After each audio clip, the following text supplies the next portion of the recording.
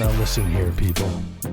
If you don't know the names Lucky Day, Ned Niederlander, and Dusty Bottoms, you have no business celebrating Cinco de Mayo. Those men were true heroes. Who? Oh, it's the Three Amigos. Oh. Well, this is going to be interesting because I literally just finished watching the movie and realized that I don't think I've seen it since 1986 when it originally came out. Yeah, it's about right. So it'll be a fun one. Yes, this movie takes place in the 20s or 30s.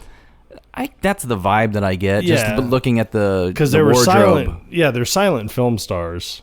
They're these cowboys that always come to the aid of the lesser being like the underdogs, and they always have to fend off some tyrant that is trying to take over their small villages. I did not remember John Lovitz being in this.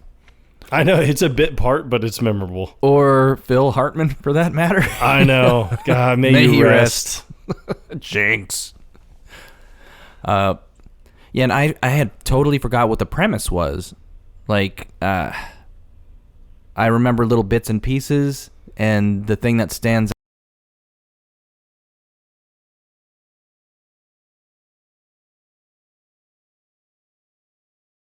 trying to find El Guapo. Yeah.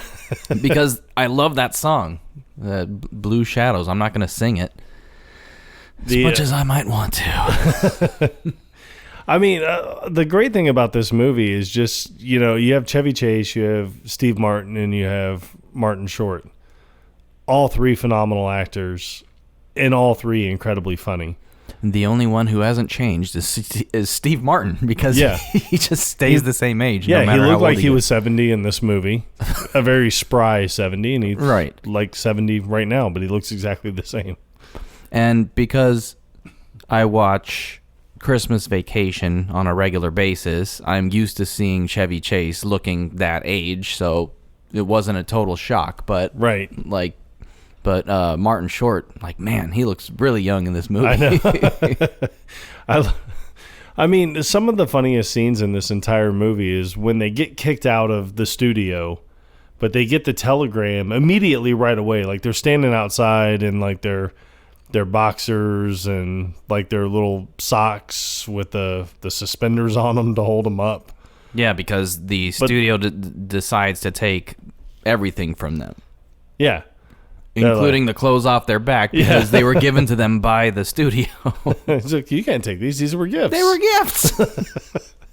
But they break back in because they get the telegram saying they need to get to Santa Poco to stop the villainous El Guapo. Infamous. Yeah. He's infamous? No, he's famous. They want us to shoot a picture. So they totally misunderstand this entire telegram. He's so famous, he's infamous. But when they go to break back into the studio, and Steve Martin or Lucky Day is on top of the building, he's like, "Caw, caw."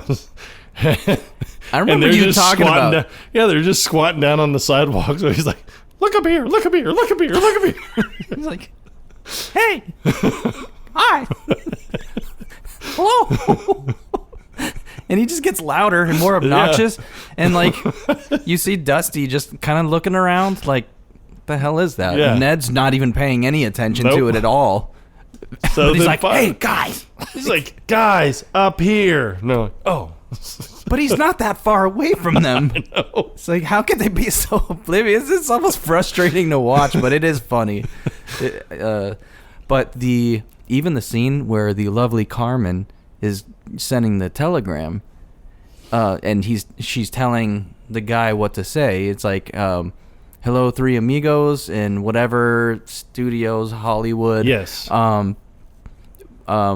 We need your help. We're 100,000 pesos to help rid our small village of Santo Peso," or whatever it was called. Santa Poco. Santa Poco, of the evil They try to come up with all the stuff. Even the kid chimes in, villainous, deadly, El Guapo or whatever. And then, so the guy prints it out and he says, okay, that'll be 26 pesos. He's like, but we only have 10 pesos. Okay. I will give you the 10 cent version. The 10 peso version. 10 peso version. So he just starts crossing things out, and it just ultimately ends up being 3 amigos. You're great. 100,000 pesos. Defeat infamous El Guapo. Infamous El Guapo. That's it. It's subject to interpretation. Yeah. But it gets them there. It does. But when they finally show up and they're like, hey, we'll just ride around shooting our guns, making a big scene and everything. And then the guy shoots Lucky off the horse and he's like, hey. And he walks over and he's like, gun. So he takes the guy's gun and gets the bullet out. And he's like, they're using real bullets. He's like, I'm keeping this. Yeah. And he puts it in his pocket. Because the whole time they think they're just there to film a movie. Which is crazy because after the first night they stay there, they get woken up super early because 3 of Guapo's, I guess, henchmen, for lack of a better term, show up trying to raise Cain.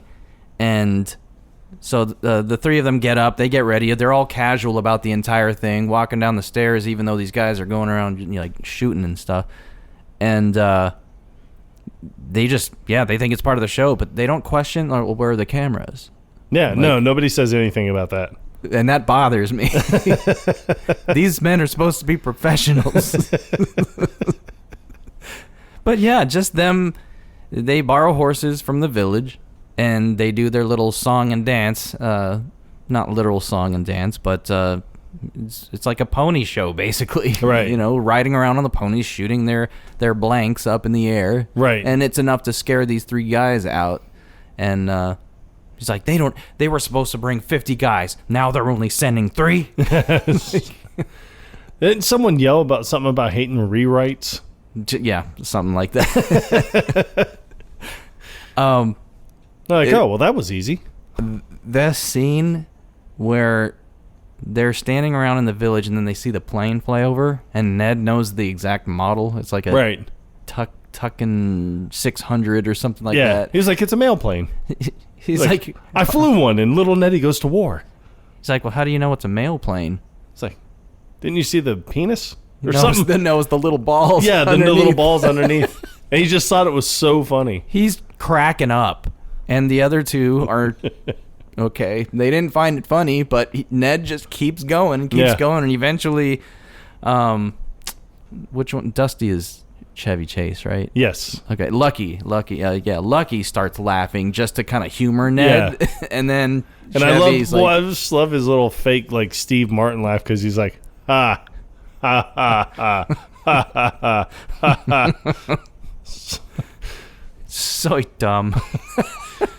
But then, they come across the singing bush it's Randy Newman singing, but they're trying to get directions. They're like, hey, we're looking for, if you can, it's just sing. You did it. Oh! Hey, it's all downhill from here. Yep, 8 minutes in, 9 minutes in, first mic hit. I'm not well adjusted here. Are you sure this is the singing bush? It's the only one that's singing. Well, it's funny because they decide after finding out that all this stuff is real, they actually have to man up and go after El Guapo because they want to help the people of the poor people of Santa Poco. And so when they're sitting around the campfire, they're talking about, okay, what are those instructions again? And it's like, head east, and they all point in different directions until you get to the singing bush. And then he'll direct you. And then you shoot once up in the air while saying the magic incantation or whatever. And because the singing bush was going to tell him how to find the invisible cowboy. Right. And then in the process, Ned and Lucky both shoot once up in the air, and they say the magic words or whatever. And then when Dusty does it, he doesn't shoot straight up behind him. Yeah, and he accidentally shoots the invisible swordsman. What? We both shot up. I know he's gonna be right behind me. He just runs over, and you just see him pick up the air and drop it. And he's like, "Yep, he's dead." The dust actually settles. So they made it look believable. Not gonna lie, I thought it was all bullshit, to be honest with you. Oh, so good the way they did it, though. Yeah, that was well played. God, there was one scene where Dusty mentions, no, not Dusty, I'm sorry, Ned mentions something about something that happens, like, and the camera is only waist high. It's like waist up. But he's calling out something that's like down on the ground. It's like, I wish they would have shown that angle. You know, it would have made a lot more sense. And I cannot, for the life of me, think about it. That's going to be our poll question. Filthy spy. I mean, this whole movie is funny from beginning to end. I mean, and with these three guys, I mean, it's kind of more of the physical comedy as opposed to like telling jokes and things like that. I mean, there are a few good jokes, but it's kind of more like on this movie here, you have to rely more on like the spatial awareness and everything. I mean, like the scene we were talking about earlier when they infiltrate El Guapo's party, but when Jefe and El Guapo are talking, and he's like, "Yeah, you know, we got you a lot of piñatas, you know, with little prizes." Inside. Really? He's like, "Yeah, a lot of piñatas." Would you say it's a whole plethora of piñatas? Well, yeah, it's a plethora of piñatas. Jefe, do you even know what a plethora means? I think that you're really just misdirecting your anger onto me for something else. And then Jefe is like, is there something that you're angry about? Yeah. Is it because you're turning 40? This dude looks like he's turning like 65 or 70. If that's 40, then I'm doing pretty good. Not gonna lie. And then he's like, no, that's not it. And he's like, well, could it be that you haven't been able to make love with Carmen? And he kept telling me, he was like, take the woman. It's like, basically like, you're El Guapo. You just take her. Just take her. And he's like, no, women are like a flower.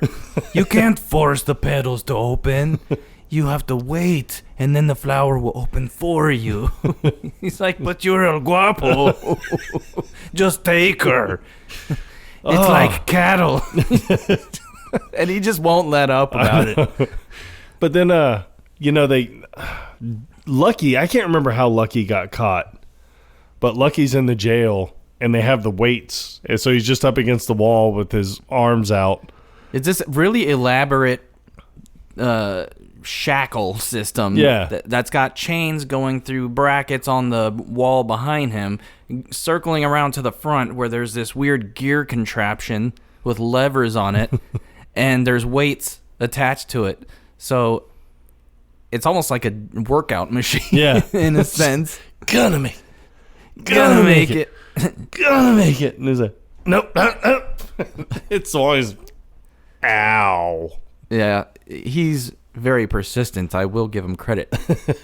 They thought that they were gonna fool him, and they thought there's no way.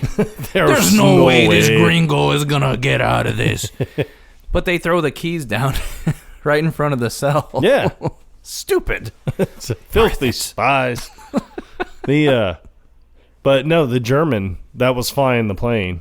I like his little bit scene because when the three amigos infiltrate that party and you just see him and he's like, hey, I know him. He's Ned Niederlander. He's like, oh, I've seen all of your movies. I'm a huge fan. He is like, I would stand in front of the mirror for hours just drawing my pistol. I wanted to be just as fast as you. I had a stopwatch. You have to switch up your accents. This man is German. He's not a Mexican. Filthy spy. But then he was like, but then I learned of trick photography. He was like, what? I never used trick photography. It's like, insulting. So, but then they were talking, but I like it when he was like, does anybody have a watch, preferably with a second hand? And the guy's like, I got a stopwatch. And then the German's like, no, stopwatch. No, he's like, no, we play for keeps. Yeah. But then that guy gives Ned that huge gun. He was like, you want to die with a man's gun. Yeah, as soon as he hands it to Ned, he almost drops it. Yeah. It pulls him down to the ground. And then he tries to force it into his holster. And eventually he gets it. And then there's the one part where I think he gets knocked to the ground and he throws his gun up in the air or something, up to Lucky. Oh, that's when he draws and shoots the guy. He's even with the heavy gun, he's quicker than the German. So, like, he shoots him. Knocks him like 20 feet backwards. It just shoots him back like 20 feet, and he hits the door, and the gun flies up in the air, and Lucky's just up there. Yeah, and catches the gun. When he catches it, you kind of see him. Yeah. You know, the weight of the gun definitely affected him, too. Not as much. Ned's just a little fella. Oh, he's so tiny. That's why they call him Martin Short. I heard a joke with Tina Fey one time, and she was talking about Steve Martin and how great he was and everything, but it was kind of more like a roast. And she was like, I remember this. Yeah. But I don't remember what she said. Well, one of the things was she was like, Steve Martin gave me some great advice, and I can't remember all the things she said. They were all hysterical. She was like, but if you ever have, usually like the most important advice that he gave me was, if you ever have to pick up Marty Short, remember to support the neck. That is sound advice. Yeah. Not gonna lie. Oh man, I'm trying to think of some other memorable scenes. It's not a long movie. No, it's not a long movie at all. But I think one of the great scenes is they finally get back to Santa Poco. They're like, oh, El Guapo is going to be here. So everyone's like, well, we need to leave the village. And they're like, no, stay, fight. And then they're like, what about when we did I can't remember which Three Amigos movie it was. And they're like, what if we just did that? So they made a bunch of costumes for everyone in the town to look like them. So they're all dressed like the Three Amigos, yeah. Yeah, so instead of being 3 Amigos, you have like 80 Amigos. And then, but when that little old lady is sewing in the rocking chair, and Ned comes over and he is like, "So, little old lady, so like the wind," and then just runs off. Honestly, in this movie, I've got to say, El Guapo is probably one of my favorite characters. Even though he's the bad guy, I feel like he had the best lines. He did have the best lines. Like, for a bad guy, I never really hated him, No. Because he was funny as hell. And, so when they're having the birthday party for him, Jefe, he brings a present. Everybody, got together and got this gift for his birthday. And, of course, when they're announcing it, for this big day where El Guapo is turning, and Guapo looks up at him like, don't you fucking say it. And he says, 33. But yeah, they got him a sweater, like a knit sweater, and it's like pink and brown. Yeah, it's like the ugliest freaking sweater. It's the ugliest sweater you would ever see. But he loves it. Yeah. He absolutely loves it. I mean, not that it's 150 degrees in Mexico or anything, so yeah, I need this sweater. It breathes. I'm sure it's not made out of wool. I do like the other scene when they're going through the desert and Lucky and Ned are both dying from dehydration. And Lucky's canteen is empty, and Ned opens his, and it's just sand that falls in his face. And then they look over at Dusty, and he's just guzzling away, and then just throws the canteen on the ground, and all the water's just pouring out, and he pulls out the chapstick or lip balm, and he's putting that on. There is the scene in the saloon at the beginning of the movie where the German tells the bartender, he's like, I got some friends coming through, and he was like, how would we know them? And he was like, oh, you'll know them. You'll know them when you see them. Yes. And then the three amigos show up. It's not German. You sound like a Borat now. Jesus. I like you. How much? But, yeah, the three amigos show up, and they're like, oh, these must be the friends that he was talking about. And the bartender is like, are you gentlemen the... And then he just winks. Yeah. And they're like, yes, we are. Yeah. And he just thinks that he knows them from the movies. Right. Which couldn't be further from the truth. He's like, but we'll just take 3 beers. He's like, we don't have beer. We only have tequila. He's like, well, what's tequila? It's like beer. You'll like it. But then later when the two guys show up that were like wearing bow ties and like the little Ross Perot hats or whatever. Yeah. And then everyone's making fun of them, so they just start killing everybody. Yeah. They're like, look at these girly men here or whatever. Which is funny because when the three amigos show up, they start doing their song and everything that I'm my your little buttercup.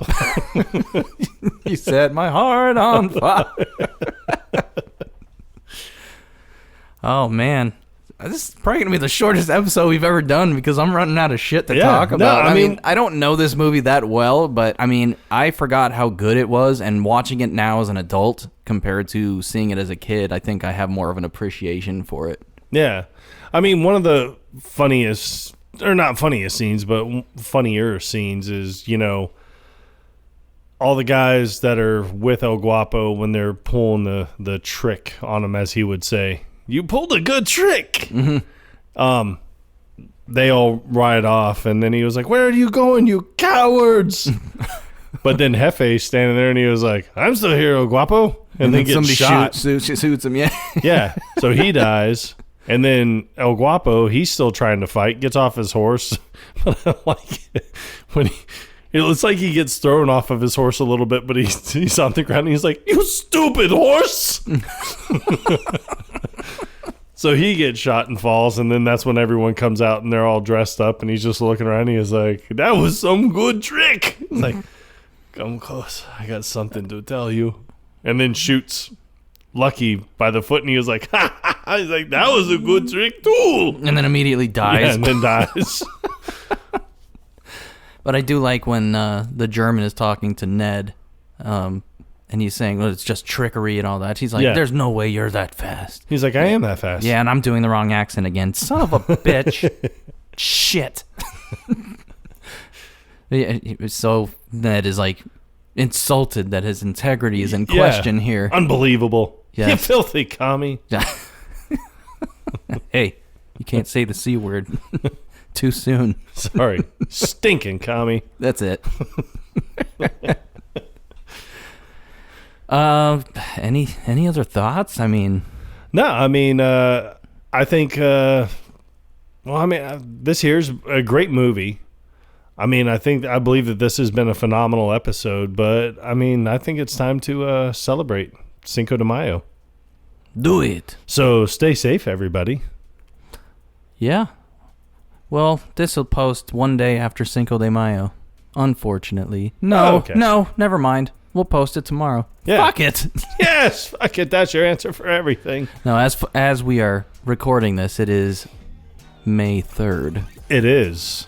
But we'll post a... Cutting it close. We'll do a special pre-Monday episode. Yeah. There you go. You're welcome. It's our gift to you, and it's not a sweater. We did good, yes? See? All right, well, I got nothing. Nah, I think, I guess until next time, Quotable Podcast, out. Good night, Ned. I'm going to fill you with so much lead, you're going to be using your dick as a pencil.